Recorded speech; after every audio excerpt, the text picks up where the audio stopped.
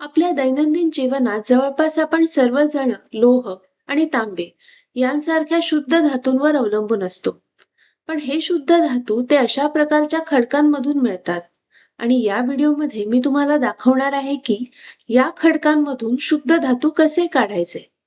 आता हे जाणून घेण्याची गरज आहे कारण आपण आपल्या दैनंदिन जीवनात शुद्ध धातूंवर वारंवार अवलंबून असतो. पण हे शुद्ध धातू ते सहसा निसर्गात मुक्त अवस्थेत आढळत नाही. म्हणजे लोह लोखंडाचा एक मोठा खडक म्हणून तयार होणार नाही. तुम्हाला लोह या खडकांमध्ये लोह ऑक्साईडच्या रूपात किंवा तांबे कॉपर सल्फाईडच्या रूपात आढळू शकतं आणि तुम्हाला या संयुगांमधून लोह आणि तांबे काढावे लागतील. तर पहिली समस्या ही आहे की धातू सहसा मुक्त अवस्थेत न आढळता संयुक्त अवस्थेत आढळतात. आणि मी सहसा म्हणते कारण सोने, चांदी आणि प्लॅटिनम यांसारख्या काही धातू आहेत जे मुक्त अवस्थेत आढळतात. तुम्हाला शुद्ध सोन्याचे कण मिळतील, गोल्ड ऑक्साईड किंवा गोल्ड सल्फाईड नाही. पण याबद्दल आपण नंतर बोलूया. आता दुसरी गोष्ट म्हणजे या खडकांमध्ये तुम्हाला फक्त तुम्ही शोधत असलेले धातूचे संयुगच मिळणार नाहीत, तर यासोबत अनेक इतर अशुद्धी असतील. उदाहरणार्थ, यात लोह ऑक्साईड असू शकतं, जे मला हवंय. तसंच यात काही वाळू किंवा काही चिखल, माती, मला नको असलेले काही इतर धातूंचे संयुगे असू शकतात. तर दुसरी समस्या ही आहे की या खडकांमध्ये मला हवे असलेले धातूंचे संयुगे असतील, सोबतच मला नको असलेल्या काही अशुद्धी असू शकतात.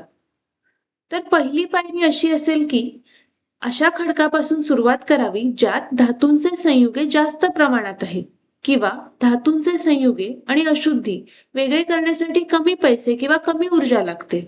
मला अशा खडकापासून सुरुवात करायची नाही ज्यात धातूचे संयुगे कमी प्रमाणात आहेत किंवा या दोन्हींना वेगळे करण्यासाठी जास्त पैसे आणि जास्त वेळ लागतो, बरोबर? याचा अर्थ असा की नैसर्गिकरित्या बहुतेक धातू खडकांमध्ये धातूंच्या संयुगांच्या रूपात आढळतात. यांना खनिजे म्हणतात.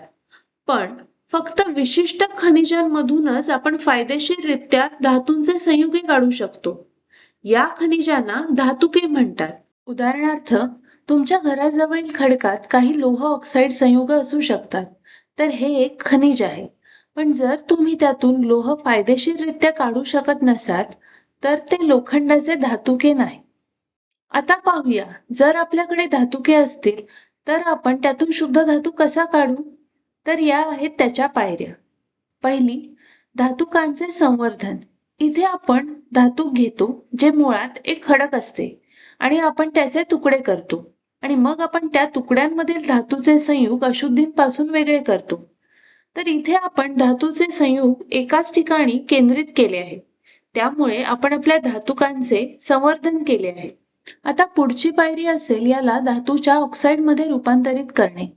बघा, आपले अंतिम लक्ष या धातुकामधून शुद्ध धातूपर्यंत पोहोचणे आहे, बरोबर? आता हे धातूचे संयुग कोणत्याही स्वरूपात असू शकते. ते धातूचे ऑक्साईड, धातूचे कार्बोनेट किंवा धातूचे सल्फाईड किंवा इतर काही असू शकतं.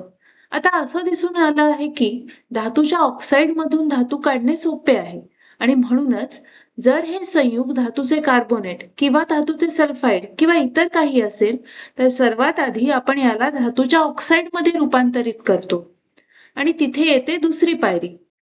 आता पुढची पायरी आहे या धातूच्या ऑक्साईडमधून धातू काढणे आणि आपण या संयुगातून ऑक्सिजन काढून टाकत असल्यामुळे याला क्षपण म्हणतात. म्हणूनच तिसऱ्या पायरीला धातू मिळवण्यासाठी क्षपण म्हणतात. इथे आपण धातूच्या ऑक्साईडचे धातूमध्ये रूपांतर करतो. आता बघा, तुम्हाला मिळालेला धातू अजूनही पूर्णपणे शुद्ध नाही. त्यात अजूनही काही अशुद्धी असतील आणि तिथे येते चौथी पायरी, धातूचे शुद्धीकरण. इथे आपण धातूचे शुद्ध धातूत रूपांतर करतो. आता आपण प्रत्येक पायरीबद्दल अधिक माहिती घेऊया. तर पहिली पायरी आहे धातुकांचे संवर्धन. इथे आपले मुख्य उद्दिष्ट धातूचे संयुगे अशुद्धींपासून वेगळे करणे आहे.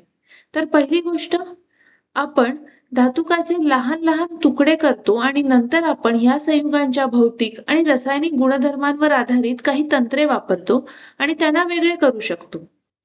उदाहरणार्थ, जर तुमच्याकडे लोखंडाचे धातूक असेल तर बघा, तुकडे केल्यानंतर लोखंडाचे संयुगे, समजा ते लोह ऑक्साईड आहेत, ते चुंबकीय स्वरूपाचे असतील. त्यामुळे जर तुम्ही इथे चुंबक जवळ आणलं तर ते बहुतेक लोखंडाच्या संयुगांना आकर्षित करतील आणि अशा प्रकारे आपण लोखंडाच्या संयुगांना अचुंबकीय अशुद्धींपासून वेगळे करू शकतो. बरोबर? उदाहरणार्थ, जर तुमच्याकडे सोन्याचे धातूक असेल तर बघा, सोन्याचे कण अशुद्धींच्या तुलनेत जड आणि जास्त घन असतात. तुम्ही गुरुत्वाकर्षण विलगीकरण पद्धतीचा वापर करून जड सोन्याच्या कणांना हलक्या अशुद्धींपासून वेगळे करू शकता. तर अशा प्रकारे आपण आपल्या धातुकांचे संवर्धन किंवा संहतीकरण करू शकतो आणि आपल्या संयुगांना केंद्रित करू शकतो. आता पुढील व्हिडिओमध्ये आपण या धातूच्या संयुगाचे धातूच्या ऑक्साईडमध्ये रूपांतर कसे करायचे आणि नंतर धातू मिळवण्यासाठी धातूच्या ऑक्साईडचे क्षपण कसे करायचे आणि मग शुद्ध धातू मिळवण्यासाठी धातूचे शुद्धीकरण कसे करायचे याबद्दल बोलू. ठीक आहे. आता या व्हिडिओचा सारांश बघूया. या व्हिडिओमध्ये आपण खनिजे काय आहेत आणि धातुके काय आहेत याबद्दल बोललो आणि या दोन्ही गोष्टी एकमेकांपेक्षा कशा वेगळ्या आहेत हे शिकलो. आपण धातूच्या धातुकांमधून शुद्ध धातू मिळवण्यासाठी, शुद्ध धातू काढण्यासाठी असलेल्या पायऱ्यांबद्दल बोललो, ज्यांना धातूचे निष्कर्षण असं म्हणतात. या व्हिडिओसाठी इतकंच. पाहिल्याबद्दल धन्यवाद.